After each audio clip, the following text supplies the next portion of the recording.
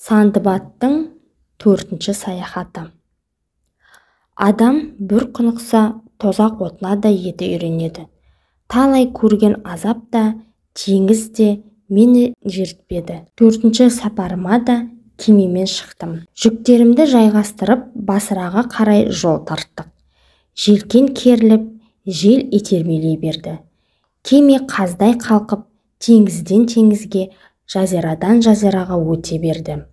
Бір күні теңіз тулап, толқын тауы қозғалды. Кеме доптай ұшып, қаңғалақ ойнады. Кемедегінің жаны бір деген, бәріміздің үрейіміз ұшып, ұсқынымыз кете бастады. Кемеші желкендерін жығып, зімбілін теңіздің ортасына тастады. Саудагерлер жаржылап, жаратқанға жалбарынып, садақасын атап-ақ жатыр. Бірақ Құдайдың да бір ойлағаны бар ма, жел тоқтамады. Желкенді жыртты да кемені быт-шыт қылды. Біз шашқан жаңқадай су бетінде қалқыдық. Бұл сәскеде болған оқиға еді. Түске дейін құрбақадай тырбаңдап, суда жүзіп жүрдім. Сілем қатып, тіршіліктен енді күдер үзе бастағанда, кісі көтерердей бір тақтай қолыма іліне кетті. Балықтың өлексесіне қонған шыбықтай жанымда жүзіп жүрген жұрттың бәрі соған жабыса кетті. Бір-бірімізді құшақтап алып, аяғымызды еске кетіп итеріп келеміз. Толқын бізді тоқтаусыз домалата берді. Бірнеше түн, бірнеше күн өтті. Ақырында бір құрғақ жерге айдап келді. Қарын ашқан, қайрат қашқан, үрей құшқан, пәлен күн ұйқы көрмеген сорлы басымыз түрелік боп біраз жатыппыз. Еш жиған соң оянып, аралды аралап, жеуге жарайтын шөп таптық. Сөйтіп жан сақтап, жазираны кезе бердік. Күндердің күнінде жазирадан қорған ба, қуыс па, әйтеуір адамның қолымен орнаған бір қуысқа келдік. Біздің жақындауымыз мұң екен, айналамызда жалаңаш адамдар қаптап кетті. Олардың бұлдырлаған түрінен түк ұққымыз жоқ. Бізді қойдай иіріп, кең күркеге апарып кіргізді. Онда алуан түсті жапырақ жамылған патшасы бар екен. Ол бізге отыр дегенде ишара білдірді. Біз отырдық. Әлденеде заттан істеген ас келтірді.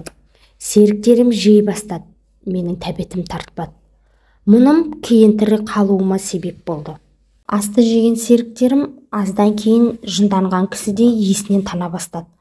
Жалаңаштар нәржілдеген мая келіп бір-бір жұтқызды да олардың денелерін майлады. Солақ екен, серіктерімнің көздері аларып кетті. Алдына не қойса да соны жей берді. Бұларға не жау тиді деп қорқып отырмын. Қойыңдар деуге хал жоқ, үрейім үдей түсті. Бұлардың дию екенін ұзамай сездім. Біз сияқты кездескен адамға тамақ беріп, май жағады. Майлаған сайын олардың қарны үлкейе береді екен. Сосын алдына не қойса, соны тауыспай тынбайды. Ақыл естегеннен айырылып, есалаң болады. Көп ұзамай қап боп семіреді. Содан кейін оны қойша бауыздап, етін қақтап жейді екен. Серіктерімді бір адамға тапсырды. Ол күнде бұларды малша айдап, жайылымға бағып жүрді. Солардың ішінде мен де кеттім. Ас ішпей әбден арықтадым. Терім сүйегіме жабысты. Шыр бітпесімді білген соң, жалаңаштардың менімен де ісі болмады. Тамыр шайнап, өлмес қорек алып жүре бердім. Бірнеше күн қаңғырып жүріп, серіктерімді бағып жүрген жалаңашқа тағы кездестім. Өзі сияқты жанында тағы біреулер бар. Бұрынғы серіктерім малша жайылып, тамырларды таласа шайнап, семіріп қалыпты. Мені қайтадан үйірге қосып алама деп қорқып тұрдым. Бақташы алыстан мені көріп, ауруыңды жұқтырасын дегендей, оң жаққа қарай қолын сілтеп ишарат білдірді. Мен бұрылып зыта жөнелдім. Шамам келгенше жүгіріп отырып, бақташының қарасы көрінбейтін жерге кеттім. Бәледен құтылғаныма қатты қуандым. Мен сияқты семірмейтін бәледен құтылғанына бақташы да қуанған болар бәлкім, әйтеуір мені қумады. Жалпақ жазираны аралап, тағы бірнеше күн кездім. Жан сақтау үшін тамағымнан өткен шөптің бәрін жей бердім. Әйтеуір тірі қалудың қамы. Бір күні ертемен келе жатып, сағымданған алыстан бір қара көрдім. Үрейленіп қалған басым жақындауға жүрексініп алыстан барладым. Сөйтсем, жазықтан қызыл бұрыш теріп жүрген адамдар екен. Олар мені қоршап алып жайымды сұрады. «Кімсің? Қайдан келген адамсың?» десті жапырлап. «Мен бір сордан сорға сүрініп жүрген адаммын» дедім. Содан соң басымнан кешкен оқиғаның бәрін баяндап бердім. «Япыр-ай, адам жегіш жалмауыздардан қалай құтылғансың? Олардан тірі құтылған адамды бірінші рет көріп отырмыз. Сен бір ажалсыз адам екенсің. Енді қорықпай мына асты жей бер» деп маған тамақ берді. Қарын тойғызып дем алдым. Олардың теңізде тұрған кемесі бар екен. Мені соған отырғызып, патшасына алып келді. Сәлем беріп, ордасына кірдім. Патша менің әңгімемді естіп, қайран қалып, құрметтеп төрінен орын берді. Ордада тұрып, қаласын араладым. Халқы көп, ғимараттары мол, байлығы да жетерлік шаһар екен. Базар дүкендері де бай, сауда дегенің сапырылысып жүріп жатыр. Ішіп-жемде қисап жоқ. Мұндай жерге тап болғанға қуанып, көңілім өсіп бір жасап қалдым. Халқына да, патшасына да етім үйреніп кетті. Мұндағы халық бір ғажабы шетінен текті жылқыларды жайдақ мінеді екен. Бір күні патшадан «Тақсыр, сіз неге атқа жайдақ мінесіз? Ертеулі аттың үстінде әрі демаласың, әрі сенімді болмай ма?» дедім. «Ертеулі ат деген немене? Біз ондайды өмірде көрген емеспіз» деді патша. «Ер жауап беруге маған рұқсат етесіз бе? Содан соң оның жайлы да жақсы екеніне көзіңіз жетеді» дедім. «Қане, істеп көрші» деді патша. «Одан да маған аз ғана ағаш алдырып беріңіз» дедім. Патша керек деген ағашты алдырып, сұраған сайманым мен ең тәуір деген ағаш ұстасын қосып берді. Ұстаға ердің қалай шабылып, қалай жасалатынын үйреттім. Жүн алдырып, оны бастырып, тоқым жасадым. Тері алдырып, ерді қаптадым. Жылтырап шыға келді. Теміршілерге қолдан үзеңгі шоқтырдым. Үзеңгіні өрнектедім. Таралғысын тағып, жібекпен шашақтадым. Ат әбзелін түгендеген соң, патшаның тәуір атына жабық салып, алдына көлденең тарттым. Ер-тұрман патшаға ұнап кетті. Атқа мініп, әрі-бері жүгіріп, көңілі көтеріліп мәз болды. Оны көріп, бас уәзір жабыса кетті. «Маған да ер жасап бер» деп сұрады. Оның да тілегін орындадым. Енді патша сарайындағы бектер мен бағландар жалына бастады. Ер алғандар басшысы патша болып, маған көп сыйлық берді. Жұрт алдындағы қадірім арта берді. Әкім қараның бәріне ер жасап сатып, ойда жоқта байып кеттім. Патшамен жұп жазбас дос болып алдым. Бір күні патша бүйдеді. «Досым, мұнан былай өмірде бірге жасайық. Ол үшін сен осы шаһардан бір әйел алуың керек. Егер осыған риза болсаң, саған қаладағы ең сұлу, дүние мүлкі көп қызды қосам. Бұған не дейсің?» деп сұрады. Мен ұялып төмен қарадым да, «Қалауыңыз білсін, тақсыр» дедім. «Ендеше бүгін-ақ үйлендіремін» деп малы көп бір сұлу қызды қосты. Сауық сайранға кенеліп, бұрынғы көрген бейнетім есімнен шықты. Мұңсыз мамырсана өмір басталды. Әйелімді қатты сүйуші едім. Ол да мені жақсы көрді. Сөйтіп жүріп, бір сұмдыққа ұшырадым. Ол былай болды. Менің сырласып тұратын жақсы көршім бар еді. Кенеттен соның қатыны өліп қалды. Көршіме көңіл айтып барғанда, оның қатты мұңайып отырғанын байқадым. «Несіне мұнша мұңаясың? Әйелің өлсе, тағы бір жақсысын аларсың» дедім жұбатып. Ол ауыр күрсінді де, «Ей, досым, сен не білесің? Сен бұл елдің басқа елде жоқ қоқай сырын білмейсің ғой. Менде енді бір-ақ күндік өмір қалды» деді. «Ол қалай?» дедім таңсанып. «Ол солай. Ертең менің әйелімді жерлейді. Мені де сол молаға қоса көмеді. Біздің елдің салты солай. Әйелі өлсе, еркегін тіріде жерлейді. Еркегі өлсе, әйелін бірге көмеді. Бірінен бірі қалып, бұл өмірдің рахатын көру о бастан бұйырған емес» деді көршім. «Апырау, естімеген елде көп екен. Бұл не сұмдық? Бұған адам баласы қалай шыдайды, дедім жағамды ұстап. Ертеңіне сол айтқаны болды. Оны көзіммен көрдім. Қаланың халқы жиналып келді де, ерін ертіп, қатынның мүддесін көтеріп тауға қарай жүрді.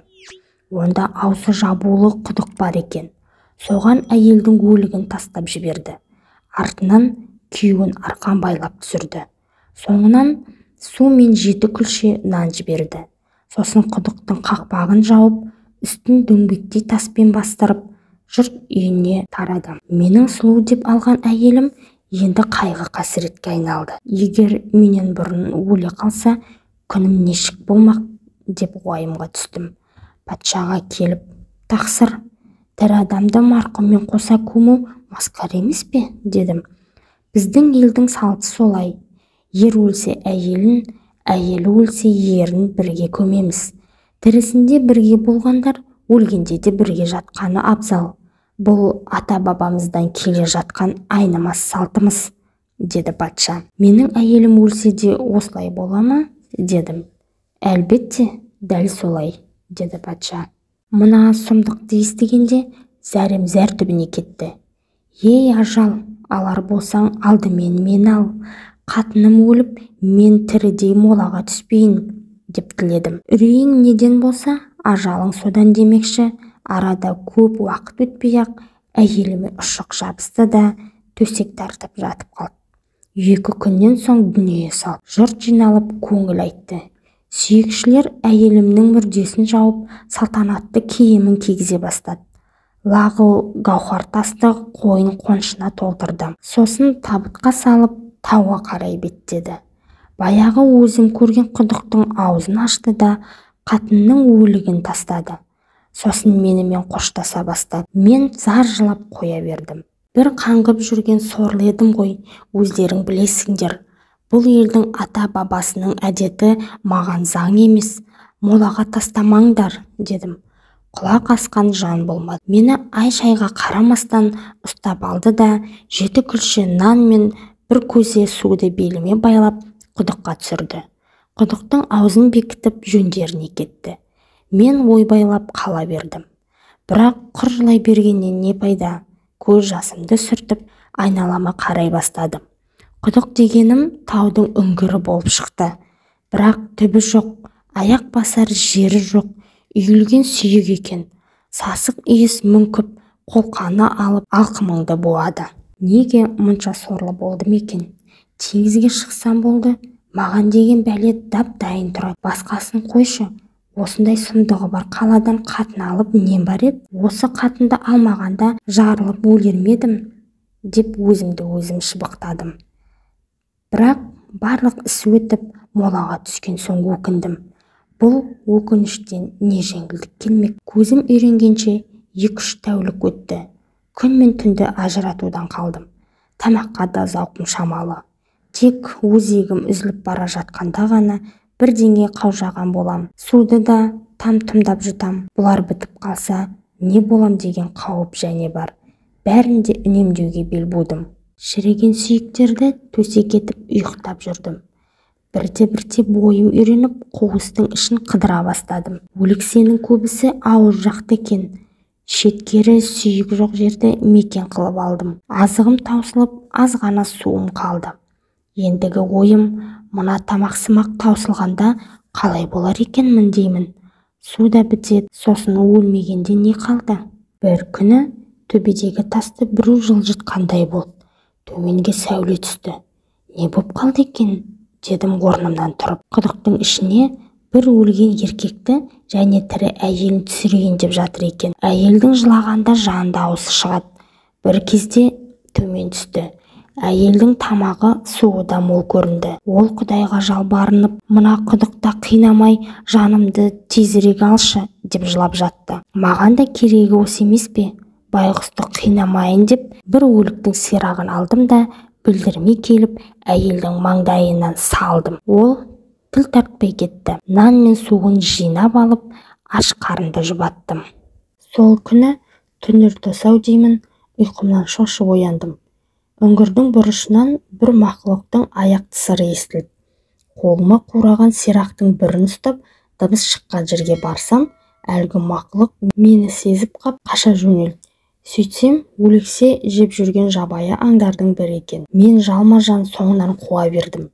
Үңгірдің орта шетінен ауғанда, иненің көзінде жылтыраған бір сәуле көрінді.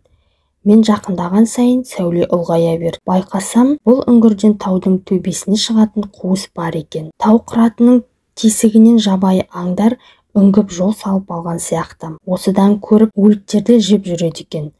Сөйтіп, таудың басынан бір-ақ шықтым. Жүрегім орнына түсіп, жаным жадырап сала берді. Қайта тірілді деген осы емес пе?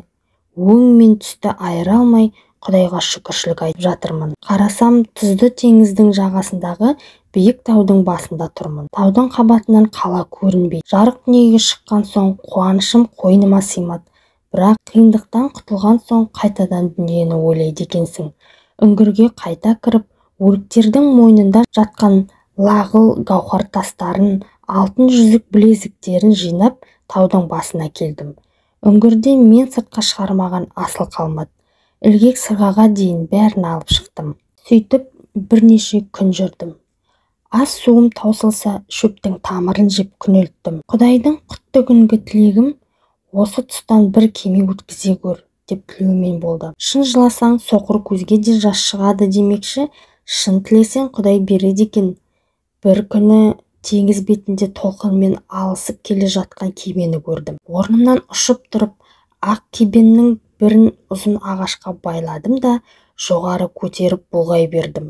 Кемедегілер мені көріп тауға қарай бұрылды. Кемені жиекке таяп тоқтап, жеңіл қайыққа мінген кісілер маған жетті. Адам шықпас тауға қалай шығып алдың? Осы таудың биіктігінен ар жағындағы қалаға өмірі бара алмай қойып едік, деді кеме басшысы. Ойбай, жолама деп айттым келді де тілімді тістедім. Сосын жалған сөйлеуге тура келді. Мен Бағдат шаһарының саудагерімін.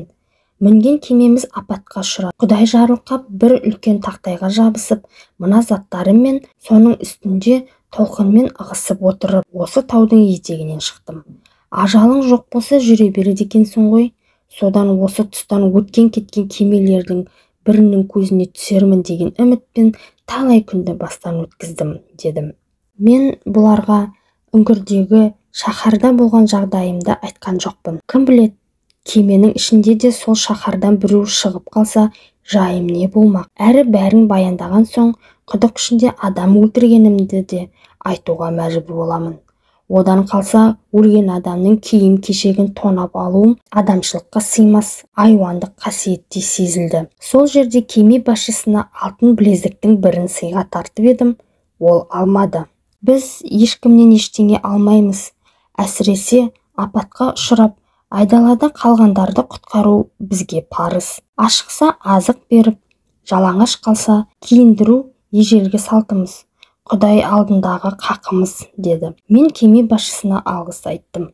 Кеме теңізден теңізге, жазирадан жазираға жылғыды. Бұрынғы суда көрген азаптарым ойыма түскенде, азап ойым қаза боп қалтырап кетемін. Сөйтіп жүріп Басыраға жеттік. Онан шығып Бағдатқа да келер күн туды. Ел жұртымды аман есен көрдім. Әкелген дүниемнің бәрін қоймаға жайғастырып, жетім жесір кедей қайыршыларға садақа тараттым. Ашыққанына ас, жалаңашына киім бердім. Баяғы шат-шадыман күнге қайта түстім. Бұрынғы достарыммен табысып, ойын-сауық дүрду басталды. Мінекей, аттас досым Сандыбат Хамбал. Менің 4-ші саяхатым осымен тәмам. Сапарда жүріп, қанша азап көрсем де, құр қол қайтқан күнім болмады. Соның салдары мені 5-ші сапарға да шығарды. Бірақ оның хикаясын ертең айтып берейін. Кеш батты, үйіңе қайта ғой, деп Хамбалға 100 мысқал беріп шығарып салды. Ертеңіне Хамбал тағы келді. Дастархан басына жайғасқан соң, Жиһангез Сандыбат 5-ші сапарын бастады.